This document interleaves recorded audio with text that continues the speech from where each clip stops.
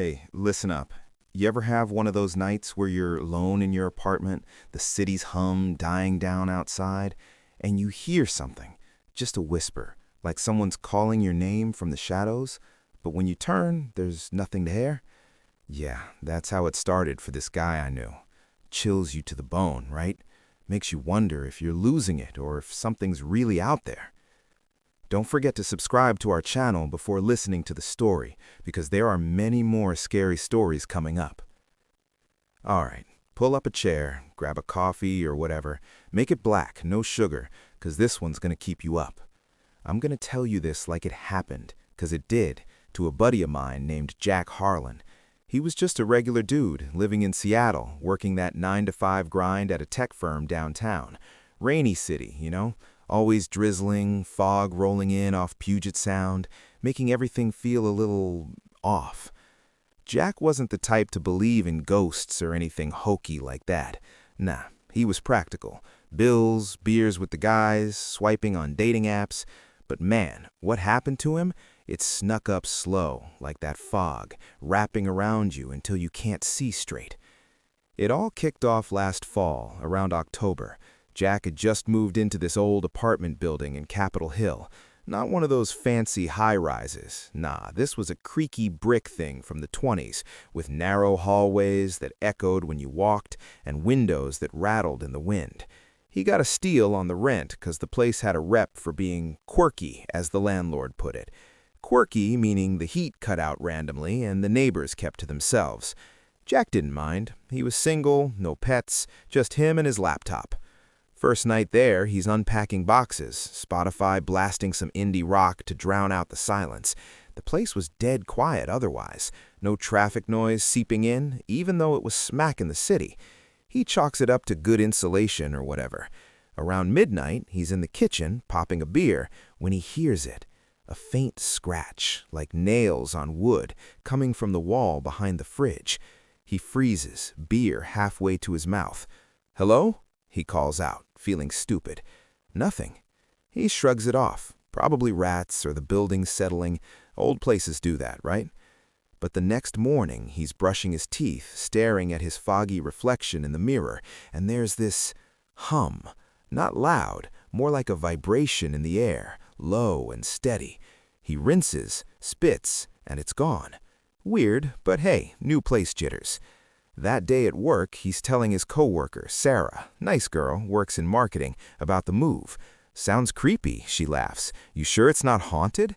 Jack rolls his eyes. "Come on, it's Seattle, not Salem. Ghosts are for tourists." Days roll by, and the little things start piling up. He'd wake up to the sound of footsteps in the hallway outside his door, soft, deliberate, like someone pacing. But when he'd peek through the peephole, empty corridor. Lights flickering in the bathroom, even with new bulbs. And the shadows, man, the shadows in that apartment were thick. The way the street lamplight filtered through the blinds, casting long, jagged shapes on the walls that seemed to shift when you weren't looking straight at them. Jack started joking about it in texts to his friends. "My place is alive, LOL." But deep down, it was getting to him. He'd find himself staring at corners, waiting for something to move. One evening, he's on the couch, binge-watching some true crime doc. Ironic, huh? And his phone buzzes. Unknown number. He picks up. "Hello?" Silence on the other end. Dead air. But he swears he hears breathing, shallow and ragged. Who is this? Click. Gone. Prank call, he thinks. But it happens again the next night, and the night after. Now, Jack's not dumb. He changes his number, thinking maybe an ex or something, but the calls keep coming, always around 2 a.m., that witching hour when the city's asleep and your mind plays tricks. He'd lie there in the dark, sheets tangled, heart thumping, waiting for the ring, and when it came, that silence, it felt heavy, like someone was listening back, waiting for him to speak first. He starts avoiding the apartment, hangs out late at coffee shops in Belltown, nursing lattes until closing.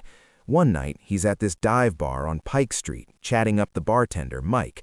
"You look like shit, man," Mike says, sliding him a whiskey.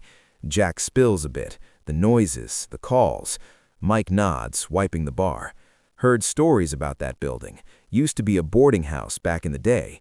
Some guy went missing there in the 50s. Name was, wait, don't say it out loud, Old Superstition. Jack laughs it off. What, like a forbidden name or something? Come on. But Mike leans in, eyes serious.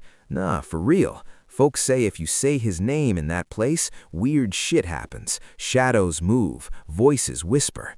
They called him Elias Crow. Disappeared without a trace. Cops found his room empty, but the walls scratched up like he was trying to claw his way out. Jack feels a chill, but he brushes it aside. Superstitions are for suckers.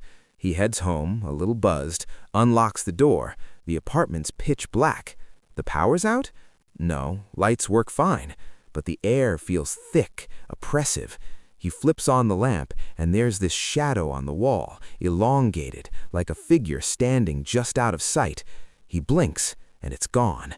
Get a grip, he mutters. That weekend, he invites Sarah over for pizza, trying to shake the vibe. They're laughing, watching a movie, when the power flickers. Sarah jumps. See? Quirky, Jack says. But then, from the bedroom, a thump, like something falling. They check. Nothing. Sarah leaves early, says she's got work.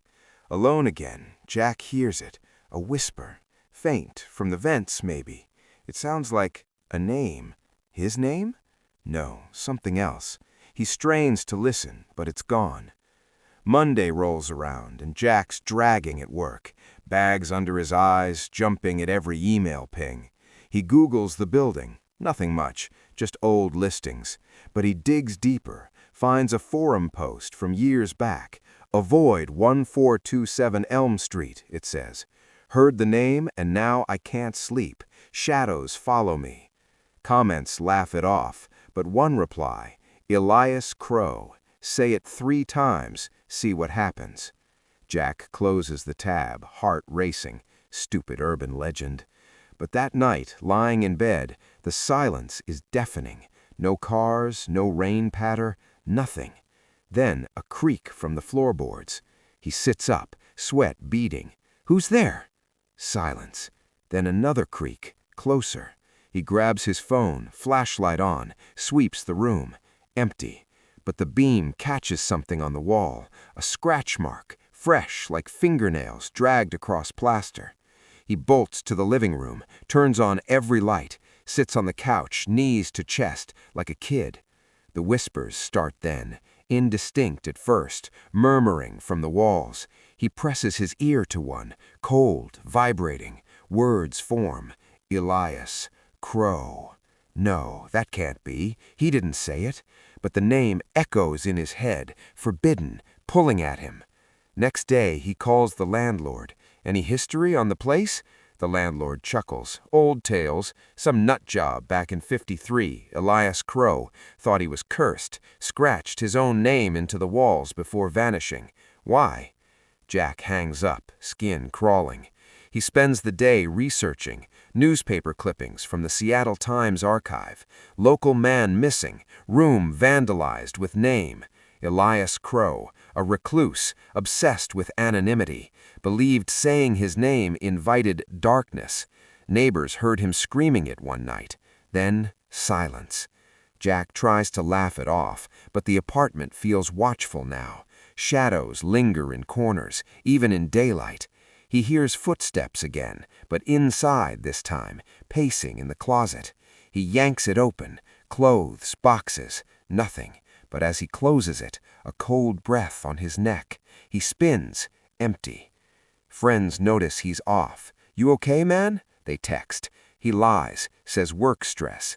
But alone, the fear builds. Unknown sounds at night. Knocks on the window, 20 feet up. Scrapes under the bed. He checks, dust bunnies, but the whispers grow. Always the name, Elias Crow, like it's trying to be said, to be freed.